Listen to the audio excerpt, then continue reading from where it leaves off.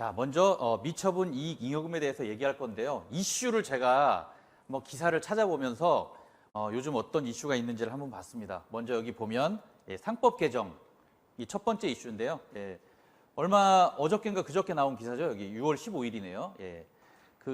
지금 이제 여당이 된 민주당의 원내대표로 김병기 의원이 이제 선출이 됐습니다. 그래서 제일 먼저 상법 개정이 민생 법안 처리 중 가장 먼저 처리될 거라고 일성을 내뱉었어요. 그래서 상법 개정이 굉장히 큰 화두가 되겠구나 하는 사실을 좀 알 수가 있고요. 상법 못지않게 중요한 게 무슨 법이 있죠? 우리한테? 세법입니다. 여기 세법인데요. 보통은 우리가 7월쯤에 세법 개정안이 나오죠. 그래서 연내에 공청회도 거치고 하고 다음 해에 이제 그 세법이 실행되게 되는데 여기 보시면 아시겠지만 올해는 세법 개정안 발표가 조금 늦어질 수도 있다라고 얘기하고 있습니다. 왜냐하면 기존 정부가 아니라 지금 새로운 정부가 6월에 지금 출범을 했기 때문에 지금 상법 개정안이 예정대로 7월에 바로 나오기는 어려울 수도 있다라는 얘기를 했고요. 전체적으로는 우리에게 유익한 내용이 안 나올 가능성이 더 높습니다. 그래서 상법 개정이 되게 중요하게 지금 여겨지고 있고 세법 개정도 나올 건데 이거는 조금 연기될 수도 있다.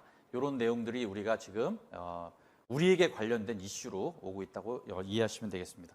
왜 상법과 세법을 말씀드리냐면 여기 오신 우리 대표님들이 다 여기가 민감한 상황이잖아요. 왜냐하면 해마다 개정되는 이 법에 의해서 우리가 진행하려고 하는 솔루션이 될 수도 있고 안 될 수도 있고 막히기도 하고 하는 상황 때문에 그렇습니다.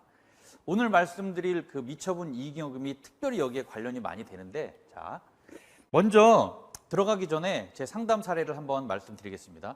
이쪽은 조금 관측이 안 될 수 있으니 이쪽이 좋으십니다. 사진 촬영하기도 좋고요. 자, 제 상담 사례를 말씀드릴게요. 이 법인이 2002년 3월에 설립된 법인이었습니다. 그리고 자본금은 1억이었어요. 우리 비슷하시죠?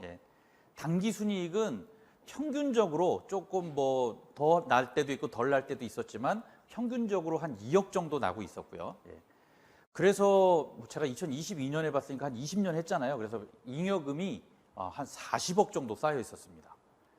그리고 이제 시가 평가를 해야 되잖아요. 우리가 1억이 그대로 있는 것이 아니라 우리 상속증여세법 54조 시행령 54조에 의하면 우리 그 상장된 법인이 아닌 비상장 법인은 이러이러한 규칙에 의해서 보충적 평가 방법에 의해서 주가를 정해줍니다. 그 가격으로 사고 팔아야 되거든요. 그래서 계산을 했더니 30억 정도 나왔습니다. 자, 그리고 지분은 어떻게 돼 있었냐면은 사장님과 우리 배우자, 그러니까 사모님께서 5대5로 갖고 계셨었어요. 근데 여기에 어떤 문제로 의뢰를 하셨었냐면 이거죠. 2022년도에 갑자기 한 10억 정도가 필요하시대요. 그런데 이 대표님이 그 연봉을 얼마 정도 가져가셨냐면 한 1억 정도 가져가셨거든요. 월 1,000만 원치 안 되게 가져가신 거예요. 이유는 왜일까요? 대부분 다 이러시거든요. 세금 너무 많이 내니까 일단 돈 한 1억 정도만 가져오시는 거예요. 만약에 이 대표님이 20년이잖아요. 그러면 한 5천만 원씩만 더 가지고 왔어도 10억 정도 개인 자산화 했을 거고 그걸 금융자산으로 운영하던 해가지고 10억 정도가 있으셨겠죠. 근데 지금 없으신 거예요. 여기 이 대표님 10억 가져오려고 그러는데 왜 가져오려고 했을까요? 10억 정도가 갑자기 필요한 경우 거의 하나입니다. 부동산. 부동산 매입하려고 하는데 한 10억 정도가 필요한데 지금 현재 내 개인 자산은 없고 법인에서 이렇게 가져오려고 하니 세율이 너무 높은 거예요. 거의 절반 정도의 세금을 내야 되니까 고민에 빠지신 거죠. 그래서 천상 어쩔 수 없습니다. 세금을 안 내는 가지급금으로 일단 돈만 빼오셨어요. 그거로 부동산을 이제 매입하셨죠. 이렇게 가지급금 가져오면 어떤 문제가 생깁니까? 이자 내셔야 돼요. 법인이 대표님에게 지급했기 때문에 거기에 대한 이자를 내야 되는데 가지급금 인정이자가 몇 프로죠? 4.6%입니다. 그래서 연 딱 10억이니까 4,600만 원을 법인의 이자로 지급해야 됩니다. 그럼 대표님도 4,600만 원이라는 돈이 더 있어야 되죠. 그럼 1억만 가져오고 계셨는데 이 절반 정도 내시고 나면 생활할 수가 없잖아요. 그러니까 천상 또 인정상여로 이렇게 가져와서 다시 내고 이런 케이스들이 많이 나오거든요. 그러면 대표님 소득세율 높아지시죠. 거기다가 법인은 뭐 4,600만 원이면 거의 5천만 원이라는 수익이 새로 생겼기 때문에 여기 뭐 2억까지면 10%가 되겠네요. 예. 그러면 1,000만 원에 그러니까 1억에 5천만 원에 한 10%면은 500만 원 정도의 법인세를 더 내야 되는 상황이 발생하는 겁니다. 이렇게 이자가 발생하는 세무 리스크가 발생되는 겁니다. 만약에 20%의 법인은 배인 1,000만 원을 더 내셔야 되는 상황인 거예요. 자, 그리고 또 하나 여기서 이제 대표님께서 만약에 사람 일은 알 수 없는 거거든요. 만약에 여기서 상속이 발생했을 경우 세금을 한번 계산해 봤더니 이거는 대표님 개인 자산하고 이 법인 자산하고 합쳐야 되는데 합치지 않고 그냥 법인 자산만 생각한 거예요. 했더니 상속세가 무려 10억 4천만 원 정도가 나왔습니다. 이거는 아까 그 이 30억에 대한 거거든요. 30억까지는 얼마 몇 프로죠? 상속세가 1억, 5억, 10억, 30억 구간이잖아요. 30억이면 40%입니다. 그럼 4, 3, 4, 12.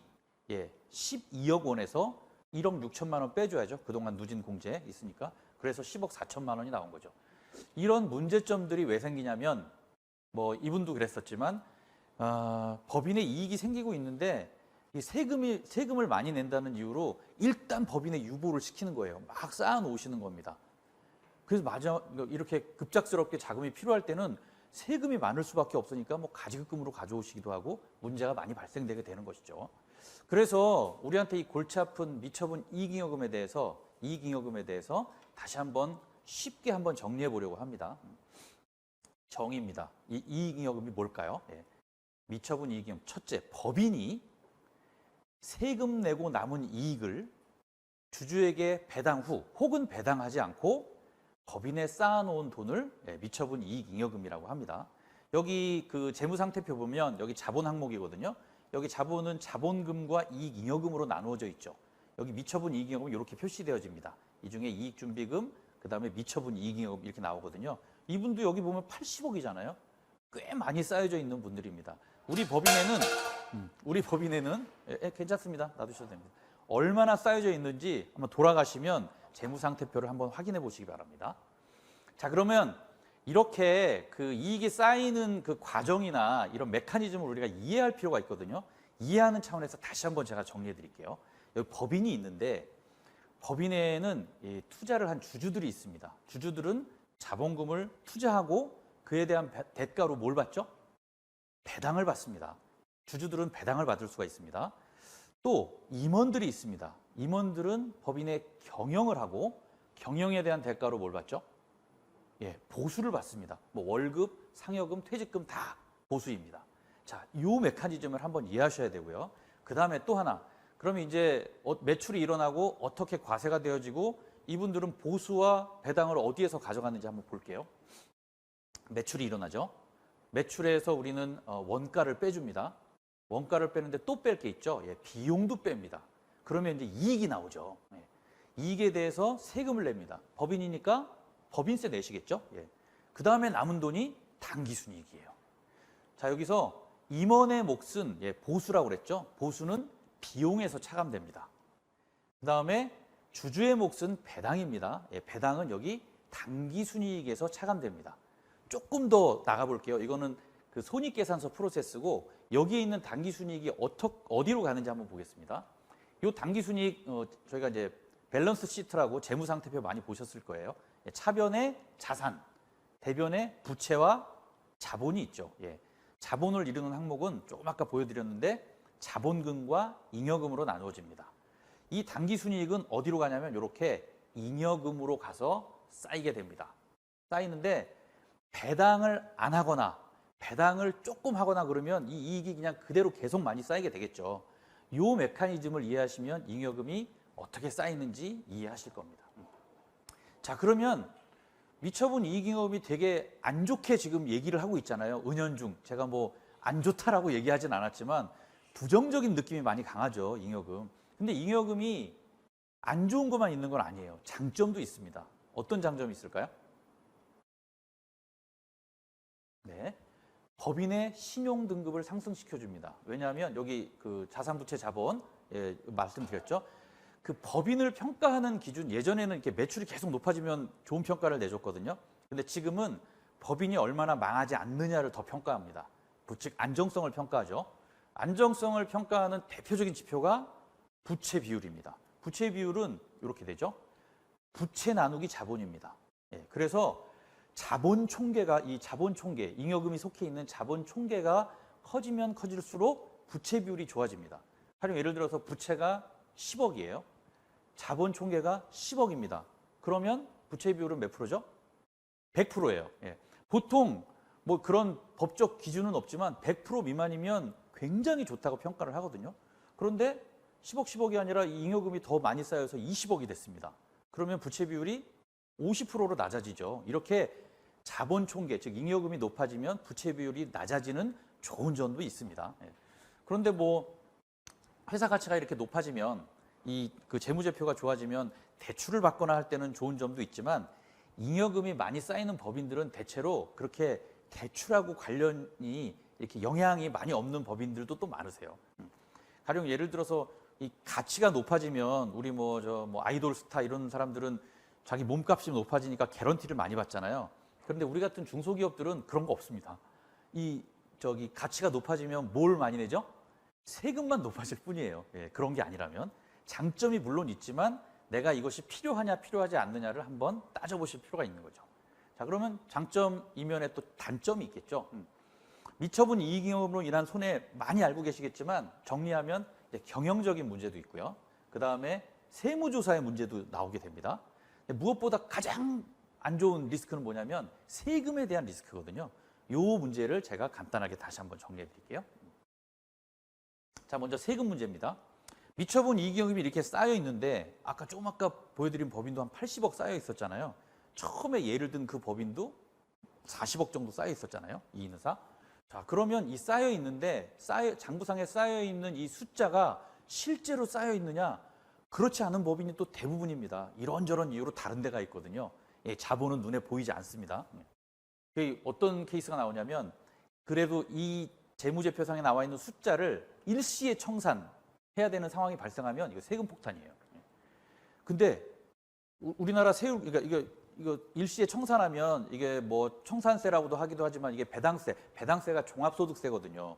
종합소득세는 그러니까 이익이 많으면 많을수록 세율도 높아지는 누진세율 구조를 가지고 있습니다. 우리나라는. 그래서 크기가 뭐 30억, 40억, 50억 되면 거의 세금이 절반인 거예요. 근데 문제는 뭐죠? 여기 숫자대로 실제로 돈이 없는 케이스가 많이 나온다는 거죠. 이게 만약에 그거를 정리하면 돈 받고 세금을 내면 되는데 그거를 정리하지 못하면 돈은 뭐 없는데 세금만 내야 되는 상황도 발생합니다. 또 하나는 뭐가 있냐면 이제 일시의 청산이 아니라 그것을 거래할 경우가 생깁니다. 뭐 상속, 증여, 양도 이런 거래가 발생하는데 그때 잉여금의 그 숫자가 높으면 그 주가가 고평가돼서 최고 세율로 거래를 하셔야 되는 단점도 발생합니다. 그래서 가업승계, 상속증여, 주식 이동 시에 피치 못하게 막대한 손해를 보시게 되는 것이죠. 또 하나는 이거예요. 세법 변경에 따른 리스크. 제가 이거 왜 말씀드리냐면 우리나라 법인들이 중소기업, 비상장 법인들이 배당을 많이 할까요? 배당 잘 안 하세요. 정말 안 하세요. 왜냐하면 아까 말씀드린 것처럼 우리가 텔레비전에 나오는 그런 기업들은 임원들이 있고 주주들이 따로 있잖아요. 그래서 임원은 보수를 받고 주주는 배당을 받고 그게 다 가져가는데 우리 여기 계신 대표님들도 마찬가지겠지만 우리는 다 임원이면서 주주거든요. 그래서 일단 보수를 가져가고 배당은 안 가져가고 일단 유보해 놓는 케이스가 굉장히 많습니다. 근데 그랬더니 국가가 아니 왜 이렇게 배당을 안 가져가? 이거 배당을 가져가야 배당세도 걷고 하는데 그러니까 그때 기억나시죠? 2020년 세법 개정안에 개인 유사법인 배당간주 소득세 들어보셨나요? 예. 하도 안 하니까 아까처럼 당기순이익이 2억이다. 그러면 쉽게 풀어서 말씀드리는 거예요. 2억이면 이렇게 저렇게 계산해서 한 절반 정도 1억은 배당을 실제로 안 해도 배당한 것으로 간주하고 배당세를 때리겠다 이거였어요. 그러니까 난리가 났죠. 예, 우리가 뭐 우량한 대기업도 아니고 중소기업인데 실제로 돈도 없는데 그렇게 내라 그러면 어떡하냐 그래서 그게 취소되지는 않고 보류됐어요. 보류. 취소가 아니에요. 항상 만지작거리고 있다는 얘기입니다. 그래서 보통의 기업이면 임원은 보수를 가져가고 주주는 배당을 가져가는 이 건전한 사이클이 돌아야 되는데 안 그러고 있으니까 항상 이 리스크에도 우리가 노출되어져 있다. 이런 세무적 리스크에 노출되어져 있다고 보시면 될 것 같습니다. 자, 그 다음에 말씀드린 게 이제 경영 문제, 세무조사 뭐 이런 거잖아요. 이게 중요한 게 뭐냐면 이 잉여금의 실제 그 숫자하고 장부상의 숫자하고 맞지 않는 문제 때문에 발생하거든요. 대표적인 원인을 제가 많이 말씀드렸습니다. 회계의 문제, 발생주의 회계. 우리나라는 발생주의 회계라 매출이 일단 일어나면 이익으로 잡힙니다. 대금은 한 달 뒤에, 두 달 뒤에 받아도 일단 이익으로 잡힙니다. 그게 해가 넘어가면 일단 잉여금으로 잡히는데 돈은 없는 거죠. 예. 이런 케이스가 나오는 거예요. 통장에 돈이 없어요. 예. 팔고 돈을 못 받았기 때문에 그렇습니다. 두 번째는 이제 영업상의 문제죠. 이제 뭐 은행에도 잘 보여야 되고 외부에도 잘 보여야 되기 때문에 이제 가공 매출을 만드는 거예요. 그래서 거기에 따른 이익도 많이 생기는데 여기도 통장에 돈이 없습니다. 일단 팔았다고 한 거기 때문에 실제로 팔아야 딱 돈이 들어오는 그런 케이스거든요. 이런 문제들이 의외로 비일비재하게 많습니다. 그래서 이렇게 숫자하고 안 맞는 이런 그 미처분 이익잉여금들은 부실 자산으로 평가돼서 매각 시에 매우 불리합니다. 그리고 이 가공거래 같은 것들은 이제 세무조사 리스크에 대단히 많이 노출되어져 있죠. 이게 숫자가 안 맞으면 정확히 증빙할 수 있기만 하면 관계가 없는데 그렇지 않은 케이스들도 많이 있다. 그래서 경영 뭐 매각하거나 그 다음에 세무조사 리스크에 많이 노출되어져 있다고 말씀드릴 수 있는 겁니다. 자, 그러면 그 미처분 이익잉여금이 좋은 점도 있고 나쁜 점도 있는데 그럼 이거는 일단 잉여금이 있으면 좀 처리를 해야 되잖아요. 그 여기 계신 대표님들도 처리 방법 아까 잉여금 유동화 작업이라고 그랬잖아요. 이거 현금화한다는 얘기거든요. 그것도 내 개인 돈으로. 예, 여기에 관심이 많으실 것 같으니까 이제 본론을 말씀드릴 거예요. 처리 방법. 자, 미처분 이익잉여금에 대해서 어떤 처리 방법이 있냐면 단순하게 말씀드릴게요. 첫째는 쌓이지 않게 하는 겁니다. 예, 미처분 이익잉여금이 많이 쌓이지 않게 하는 거예요, 미리. 두 번째는 이미 쌓여 있는 돈은 어떻게 할 수가 없잖아요. 이거는 이제 일시에 해결을 해야 되거든요. 그래서 쌓이지 않게 하는 방법은 매년 정기적으로 실행하는 방법이 있고요. 쌓인 돈은 어쩔 수 없습니다. 비정기적인데 한 번에 처리하는 방법을 소개시켜 드릴 거예요.